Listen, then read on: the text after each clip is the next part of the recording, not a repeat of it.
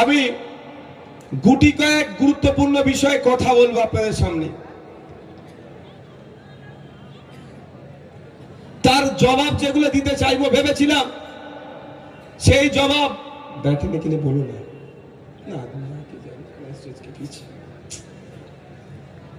बैठो बैठो, जगह उनको बैठने के लिए बोलो, एक आदमी बैठो।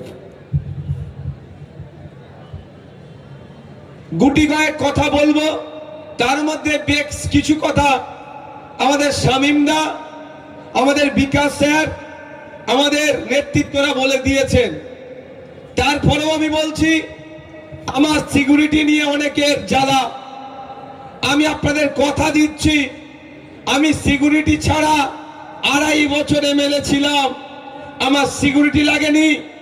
15ই আগস্ট পতাকা তুলতে দেবে না বলেছিল ভাঙড় 1 নম্বর ব্লকের প্রাণগঞ্জ অঞ্চলে, তখন আমি নিমকড়িয়াতে ছিলাম।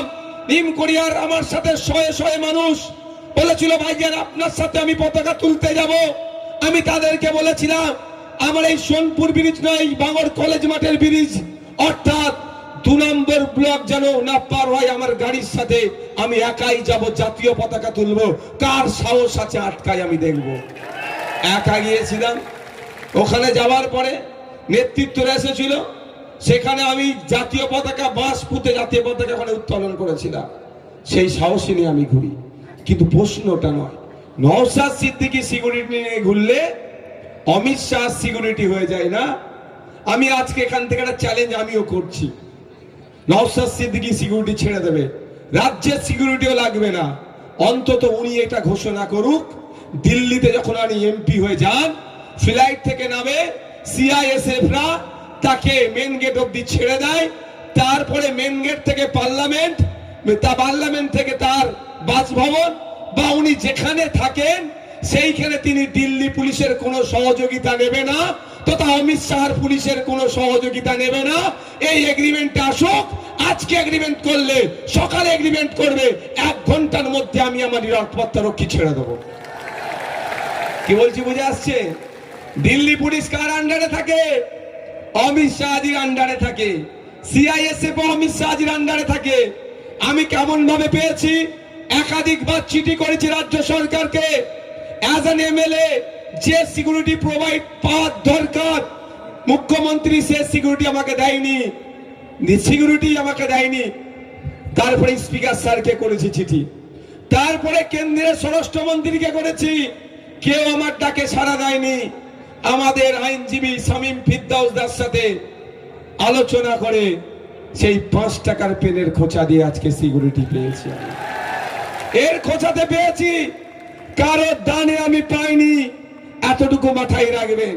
তাহলে আমাকে চ্যালেঞ্জ করে গিয়েছিল সিকিউরিটি ছাড়ার কথা, আর আমি চ্যালেঞ্জ করছি আমি সিকিউরিটি ছেড়ে দেব, কোনো সিকিউরিটি নেব না। কিন্তু দিল্লিতে যখন যাবে, অসমে যখন ভোট প্রচারে যাবে, উত্তরপ্রদেশে যখন মন্দিরে পুজো দিতে যায়, বা যেখানেই যাক না কেন, সেখানে বিজেপির, ওদের ভাষায় বিজেপির পুলিশকে নেবে না সহযোগিতার জন্য, এটা তাকে বলতে হবে।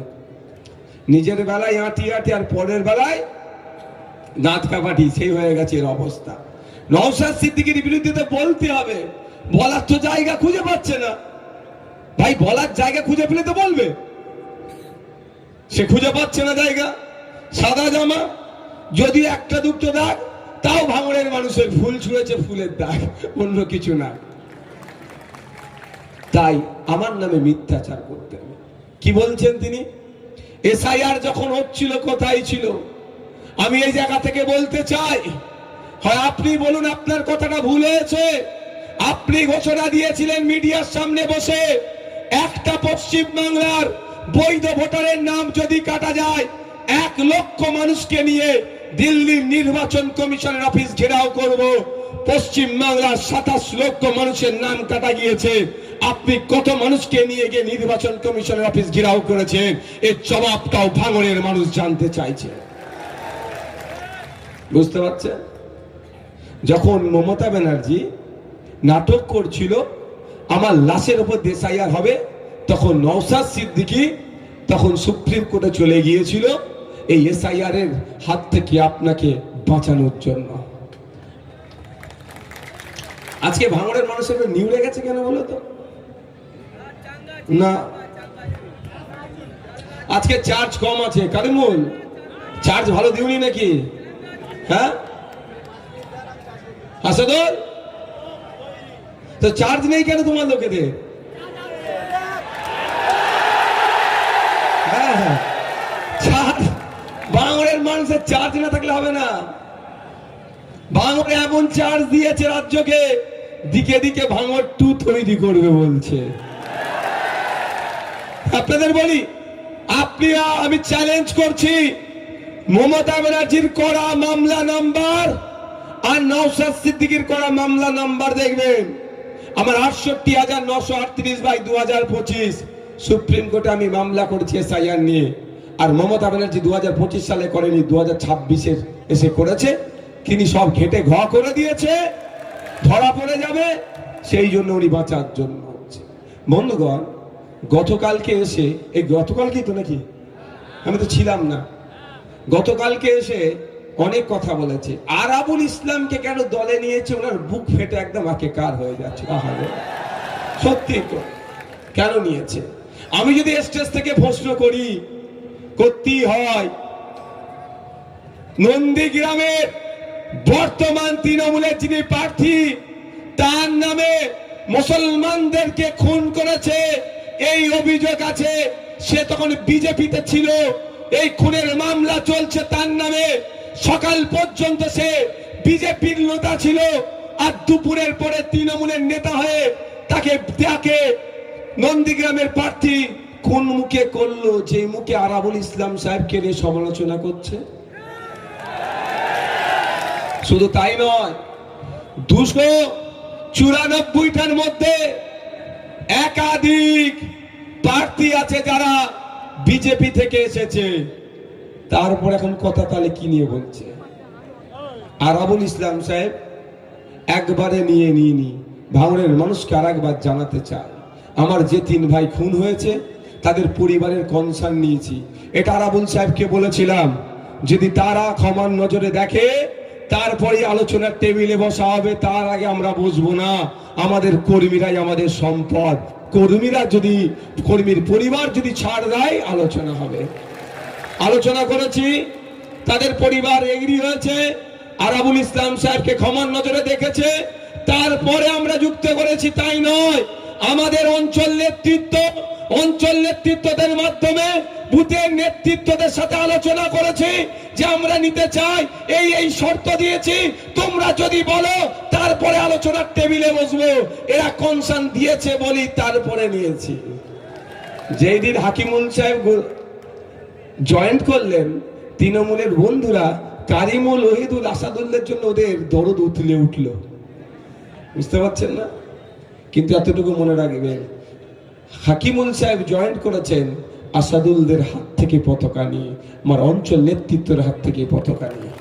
এটুকু মাথায় রাখবেন। আমি এবার আসল কাজে আসা যাক। এসে কি বলছে, 35,000 না কত ঘর দিয়ে দেবো, 50,000 ঘর দেবে বলেছে। আমি চাই তো এটাই হোক। ভাঙড়ে একটাও না কাঁচা বাড়ি থাকে, ভাঙড়ের একটাও রাস্তা না কাঁচা থাকে, ভাঙড়ে বোমের আওয়াজ না হয়, ভাঙড়ের অলিতে গলিতে লাইট হবে, ভাঙড়ের অলিতে গলিতে সিসিটিভি বসবে, ভাঙড়ের মায়েরা বাপেরা নিরাপদে থাকবে, ভাঙড় থেকে রাজ্যের বিভিন্ন প্রান্তে বাস চলবে, ভাঙড়ে শিয়ালদা থেকে ভাঙড় হয়ে রেল যাবে, ভাঙড় উন্নততর হবে, ভাঙড়ে লেদার কমপ্লেক্সে ভাঙড়ের ভূমিপুত্রদের জন্য সংরক্ষণ হবে, ভাঙড়ে স্পোর্টস কমপ্লেক্স হবে, ভাঙড়ে মহিলাদের জন্য কলেজ হবে, ভাঙড়ের সার্বিক উন্নয়ন হবে। এটা আমরা চাই। কিন্তু আপনাদের জানিয়ে রাখি, একটা বড় চক্রান্ত চলছে। সেক্টর 5 অব্দি হয়েছে জানেন তো, সেক্টর 6, 7, 8 করার পরিকল্পনা চলছে। রাজারহাটে নিউ টাউনে শর্ট লেগার জায়গা নয়, সেক্টর 6, 7, 8 করার পরিকল্পনা করেছে ভাঙড়কে। ও একদিন বক্তব্য দিতে মুখ ফসকে একটা কথা বলে ফেলেছে, সৃষ্টিকর্তা যেটা করে ভালোর জন্যই করে। কি বলেছিল খেয়াল আছে? NKD এর আন্ডারে এনে দেব, নর্থ ক্যালকাটা ডেভেলপমেন্ট অথরিটি। ছোটখাটো বিষয় নয়, তখন আর চাষ জমি থাকবে না। কেন আমি বলছি দেখুন, আমি প্রমাণ ছাড়া কথা বলি না। যখন কলকাতা পুলিশের আন্ডারে ভাঙড়কে আনতে চাইছিল। ওই সময় বিধানসভার মধ্যে দাঁড়িয়ে রাজ্যের নগরায়ণ মন্ত্রীকে আমি প্রশ্ন করেছিলাম, শুধু পুলিশের ডান্ডা খাওয়ালে হবে না, কলকাতা কর্পোরেশনের মধ্যে কবে অন্তর্ভুক্ত আপনাদের করার কি কোনো পরিকল্পনা আছে সে কথা বলুন। তখন আমাকে উত্তর দিয়েছিল, যেখানে নাকি চাষবাস হয় অর্থাৎ গ্রাম্য পরিবেশ, সেখানে কর্পোরেশনের আন্ডারে আনা যায় না। এই উত্তরটা লিখিত আছে বিধানসভার মধ্যে। বিধানসভা লাইভ যদি টিভি চলতো তাহলে নওশাদ সিদ্দিকীকে আজকে এখানে প্রোগ্রাম করতে লাগতো না।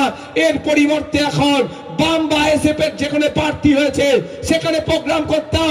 বিগত 5 বছর ধরে আপনার ভাঙড়ের মানুষের জন্য শিক্ষা, স্বাস্থ্য, কর্মসংস্থান, পাসরুট হসপিটাল থেকে শুরু করে হিমঘরের জন্য যে আন্দোলন করেছে বিধানসভার মধ্যে, সেইগুলো টিভির আকারে যদি এলসিডি লাগিয়ে দেখালে আমি আমার ভোটটা পেয়ে যেতাম। কিন্তু দুর্ভাগ্য লাইভ চলে না। তারপরে বলছি, মন্ত্রী মহাশয়কে প্রশ্ন করেছিলাম, মন্ত্রী মহাশয় উত্তর দিয়েছিল যেখানে গ্রাম্য পরিবেশ থাকে সেখানে কর্পোরেশনের আন্ডারে হয় না। তাহলে মাথাটা কোথায় মেরেছে? এনকেডিআর আন্ডারে ঢুকাবে প্রথমে, এনকেডিআর আন্ডারে ঢুকানোর পরে ওই রাতারাতি হিটকো জমি দখল করবে। যেরকম একটা রাতে 250 বিঘা জমি, বাস্তু জমি, কৃষিজ জমি ব্যক্তি মালিকানা থাকার পরেও 250 বিঘা জমি রাজারহাট নিউ টাউন থেকে বেদখল হয়ে গেল, অর্থাৎ হিটকো দখল করে নিল, তার নামে কাগজ তুলে নিল। তো আগামী দিনে এই ভাঙড়ের মানুষকে এইভাবে শোষণ করার জন্য 50,000 বাড়ি টোপ দেওয়া হচ্ছে, যাতে করে ওরা জান ভাবছে যে এই 50,000 মানুষ যদি আমাদেরকে 2টো করে ভোট দেয় 1 লাখ ভোট পাবো, তাদের জনপ্রতিনিধি হয়ে যাবে।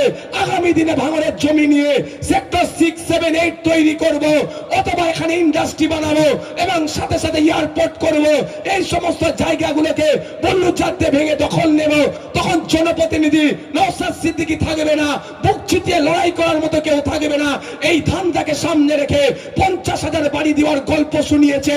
আর আপনাদের বলবো, ওয়াকাফ থেকে শুরু করে, ওবিসি থেকে শুরু করে, ফেক এসটিএসসি সার্টিফিকেট বাতিল থেকে শুরু করে এই এসআইআর পর্যন্ত বিপদে আপদে এই নওশাদ সিদ্দিকী সংযুক্ত মোর্চার বিধায়ক যেভাবে লড়াই করছে বুক চিতিয়ে, যদি মনে করেন আপনার জমি, আপনার পিতার বাসস্থান, আপনার কবরস্থান, আপনার মন্দির, আপনার মসজিদ, আপনার বাসস্থান সুরক্ষিত রাখা দরকার, তাহলে আপনাদের বলবো অন্য কোনো জায়গায় ভোট দেওয়ার দরকার নাই। আগামী 29 এপ্রিল ইভিএম মেশিনের 5 নম্বর বুদাম টিপে বামেদের সমর্থনে আমি দাঁড়িয়েছি। আমাকে বিপুল ভোটে জয়যুক্ত করার আমি কথা দিয়ে যাচ্ছি। যেভাবে বলেছিলাম যে ভাঙড়ের মানুষের ইচ্ছার বাইরে 1 কোদাল মাটি এয়ারপোর্টের জন্য ফেলতে দেব না, 1 কোদাল মাটি এয়ারপোর্টের জন্য তুলতে দেব না। আজকেও কথা দিচ্ছি, বিধায়ক করে আমাকে পাঠান, আমি আপনাদের সামনে দাঁড়িয়ে যতই বিপদ আপদ আসুক না কেন প্রথমে আমি বুক চিতিয়ে লড়াই করব। আগে আমাকে পার করতে হবে, তারপরে আপনাদের কাছে আসবে। বুঝতে পারছেন প্ল্যানটা কোথায়? ইঁদুর ধরা কল দেখেছেন তো নাকি? কি করে ভালো ভালো খাবার দিয়ে রাখে না, ঢুকে দেওয়ার পরে কি হয়? 50,000 বাড়িটা হচ্ছে ইঁদুর ধরা কল। মাথায় রাখবেন মা, বড় একটা চক্রান্ত হচ্ছে এটা। দেখুন, আমি জিতে হারার জন্য বলছি না, আমি এমএলএ হয়ে লসে রান করছি, আমি এমএলএ হয়ে লসে রান করছি। খারাপ ভাষায় নেবেন না বিষয়টা, যেটা বলবো এক্ষুনি একটা কথা। আমার কত স্টেমিনা আছে আপনারা বুঝতে পেরেছেন তো? সকাল 6টায় বেরিয়ে রাত 1:30টা পর্যন্ত প্রোগ্রাম করা ছেলে আমি, হ্যাঁ, বুঝতে পেরেছেন? শুধু তাই নয়, আর একটা কথা বলি, জানেন না, না ওটা বলা যাবে না, এখানে অসুবিধা হবে, ঠিক ঠিক জায়গায় চলে যাবে, অসুবিধা হবে। যাক, তাহলে সকাল 6টায় বার হয়ে রাত 1:30টা পর্যন্ত প্রোগ্রাম করি আমি। তাহলে দিনে যদি আমি জলসা করি, খান 5 জলসা তো এমনি করতে পারবো ভাই। হ্যাঁ, বড় ভাইজান সানাউল্লাহ ভাই, জুনায়েদ ভাই, সওয়ান ভাই, আব্দুল কাদের ভাই, সাফিরি ভাইজান, তাহাবিব ভাইজান যেরকম সুন্দর করে ধর্মীয় বয়ান দিতে পারে, হয়তো আমি অতটা ভালো দিতে পারবো না, কিন্তু যতটুকু জ্ঞান আছে খুব একটা তাদের কাছ থেকে পিছিয়েও পড়বো না ভাই, তাই না? দিনে তো 5টা করতে পারতাম, তাহলে দিনে আমার ইনকাম কত হতো না জেরা না? এবার তুমি বুঝে না হিসাব করে, সব ছেড়ে এখানে এসেছি মানে আমি লসে রান করছি। কিন্তু এই কথা বলার কারণ আপনাদের বলছে এই জন্যই যে একটা বড় টার্গেট রেখেছে ভোগালী 1 এয়ারপোর্ট করা। কেন এখন করতে পারছে না এয়ারপোর্ট? ও জানে নওশাদ সিদ্দিকী আছে। আজকে 250 বিঘা জমি হিটকো দখল করে নিল, হিটকোর নামে কাগজ তুলে দিল, ওখানকার বিধায়ক কোনো কথা বলেনি। কারণ হিটকো রাজ্য সরকারের আন্ডারে, রাজ্য সরকার পরিচালনা করছে তৃণমূল, আর রাজারহাটের বিধায়ক তৃণমূলের, তাই তার সরকারের বিরুদ্ধে কথা বলতে পারেনি। কিন্তু এখানকার বিধায়ক আছে নওশাদ সিদ্দিকী, সংযুক্ত মোর্চার বিধায়ক, অত সহজ নয়, টেন্ডি বেন্ডি করলে ছেড়ে কথা বলবে না। আমি আপনাদের কাছে অনুরোধ করব, দাঁত থাকতে বলে দাঁতের মায়া বুঝতে হবে, একটু বোঝার চেষ্টা করবে।